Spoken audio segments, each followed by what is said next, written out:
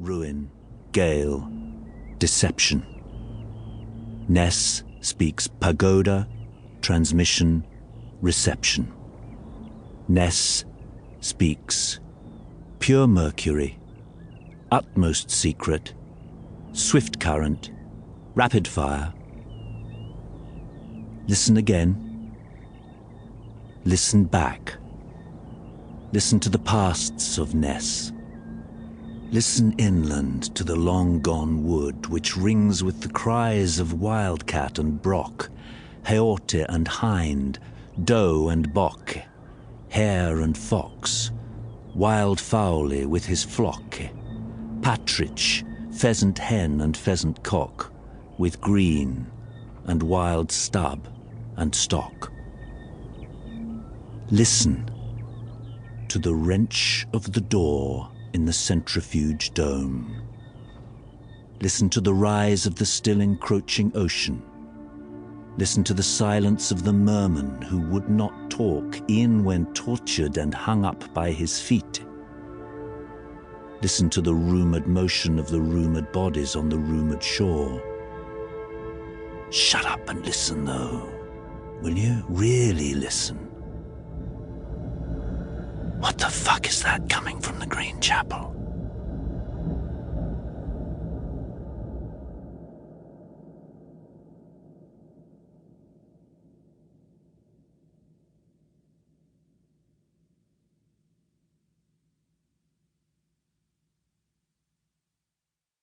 In the Green Chapel, 1.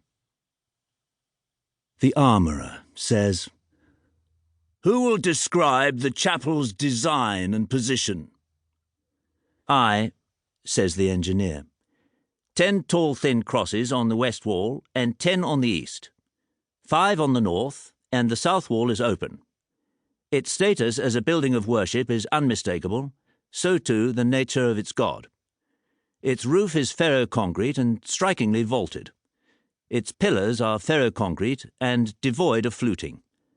Its architecture is a perfect marriage of function and form. It lies close to the centrifuge, close to the armoury, and its ruination is controlled. The Armourer says, "Who will describe the chapel's ornament and flourish?" "I," says the botanist, looking thoughtfully around. Elder and bracken thrive on its outer walls. Shingle fills the nave and the transept. Gulls have built nests in our control panels, whose doors hang open, whose springs loll, whose dials tilt. Its lichens and its mosses are fascinatingly many, though I will not detain you with their Linnaeans now. The Armourer says, "Do not. Tell me, instead, is the chapel fit for our purpose?" "It is," says the botanist. The Armourer says, "Who will number the congregation?" "I," says the ornithologist, stepping forwards and bowing to the Armourer before speaking.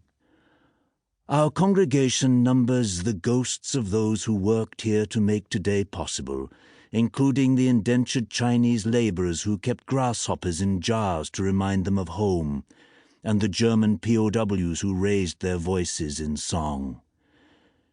Our congregation numbers the curlew and the brown hare, the fishermen, sailors and lighthouse keepers, the water deer, the foxes and the swaying valerian."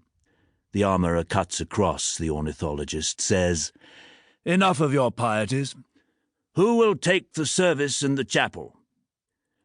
"I will," says the physicist, stepping forwards in his greatcoat, though curiously his feet make no noise on the shingle that increasingly fills the nave and the transept. "I intend in the service to speak only in equations, for they are the purest of utterances, and they address only the world of matter, and they have no correlate or purchase in the sphere of politics, and yet they possess a vast and calculable power to alter the world we inhabit." The Armourer says, "Physicists have long flattered themselves thus, and I see you continue the tradition.